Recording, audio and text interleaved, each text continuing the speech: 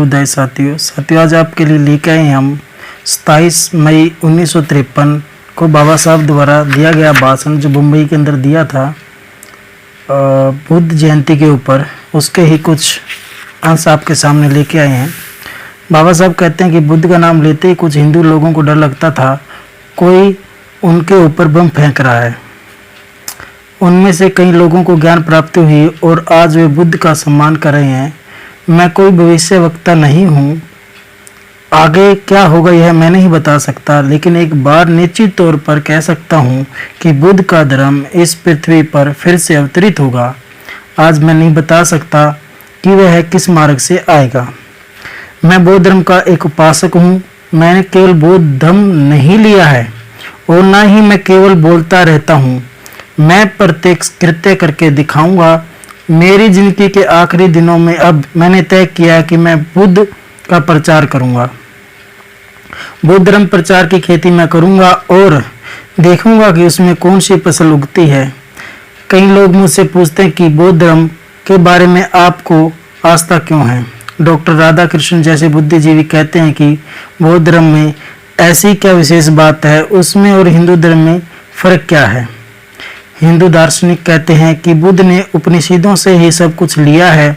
मुझे ऐसे लोगों के बारे में बहुत अचरज लगता है जिन्होंने ब्राह्मणों के 138 उपनिषदों का अध्ययन किया होगा, उन्हें पूरा पढ़ा होगा, उन्हें लगेगा कि उसमें ब्रह्मा और आत्मा के अलावा और है ही क्या। उपनिषदों के इस कारखाने की ब्रह्मा और आत्मा इन दोनों बातों के बारे में बोलना हो तो बुद्ध ने इनमें से एक भी बात नहीं मानी। बुद्ध ने साफ तौर पर कहा कि मुझे ईश्वर नहीं चाहिए, परमेश्वर नहीं चाहिए। इस धरती पर जन्म लेने वाला हर आदमी सुख से और शांति से जिए, बस मैं ही चाहता हूँ। बुद्ध ने केवल शांति के बारे में ही बताया हो, ऐसी बात नहीं। वो सच्चा विचारक था, उनके जैसा विचारक अब तक दुनिया में कोई हुआ नहीं। बुद्ध को वेद बिल्कुल पसंद नहीं थे। उन्होंने साफ तौर पर कहा था वर्ण व्यवस्था भी बुद्ध को मान्य नहीं थी। बौद्ध साहित्य में बुद्ध ने चातुर्वर्ण्य पर हर बार प्रहार किया है और इसलिए उसे कट्टर हिंदू धर्म से कठोर विरोध का सामना करना पड़ा। इस देश में 3 महत्वपूर्ण पंथ हैं, हिंदू, जैन और बौद्ध। जैनों के बारे में कुछ भी कहना नहीं चाहता। बुद्ध ने जातिवादी पर कठोर प्रहार किया। मैं ब्राह्मणों से द्वेष नहीं करता, लेकिन ब्राह्मण, जाला, भ्रष्ट, तरी तो तीन ही लोक श्रेष्ठ, यानी कि भ्रष्ट ब्राह्मण भी तीनों लोकों में श्रेष्ठ होता है, यह मैं नहीं मानता। ब्राह्मण कहते हैं कि हम अगर भ्रष्ट भी हुए तो भी तीनों लोकों में सबसे श्रेष्ठ ही हैं, ऐसा उसके विचार थे। जातिवाद की जड़ें हमेशा के लिए उखाड़ फेंकने के लिए हमें हिंदू धर्म का त्याग करना जरूरी है। जो लोग आराम से जी रहे हैं वे शायद नहीं जानते कि उनके नीचे क्या सड़ रहा है। जातिवाद की समाज रचना को अगर उखाड़ फेंकना हो तो हमें बौद्ध धर्म की सीख पर ही अमल करना होगा। यह बात मैं केवल ऊपरी तौर पर नहीं कह रहा, बल्कि मन की गहराई से कह रहा हूँ। पांडव जिस प्रकार वनवास के लिए गए थे, तब उन्होंने अपने सारे वस्त्र एक समी के पेड़ पर रवे और चुपचाप वनवास पर निकल गए थे। बाद में उन्होंने शास्त्रों के सहारे उन्होंने पराक्रम किया। उसी प्रकार हम भी अपने आयुध बाहर निकालेंगे।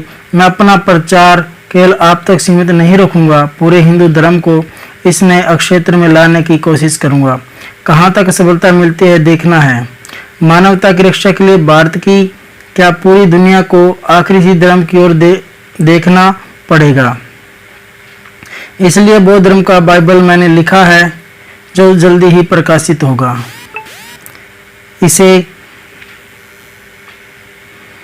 पढ़ने के बाद बौद्ध धर्म को स्वीकारना है अथवा नहीं, इस बात का फैसला करना आपके हाथ में होगा।